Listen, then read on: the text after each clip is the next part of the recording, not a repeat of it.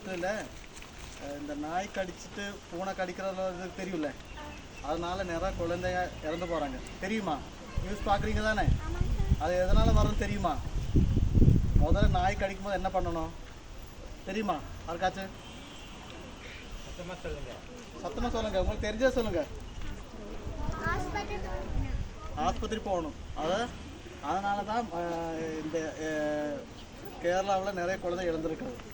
முதல்ல நாயோ பூனை ஏதாச்சும் கடித்தா அந்த கடித்த இடத்துல நம்ம டேப் வாட்டரில் பைப்பு அந்த தண்ணி ஃபுல்லாக திறந்து விட்டுட்டு ஒரு 20 மினிட்டு கழுவணும். அதுக்கப்புறம் ஒரு 10 நிமிஷம் சோப்பு போட்டு நல்லா கழுவணும். அப்போ தான் அந்த அந்த பாக்டீரியா போகும். புரியுதா?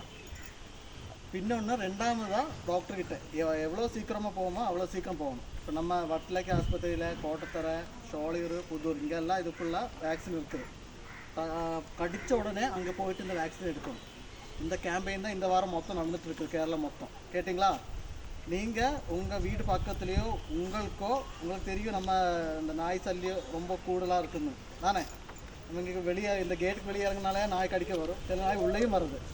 அப்போ இந்த நாய் கடித்தாலோ பூனை மாந்தினாலோ சும்மா ஸ்க்ராட்ச் ஆனாலும் மட்டும் போகணும், அதுக்கும் போகணும். கேட்டிங்களா? சரி, அவ்வளோதான்.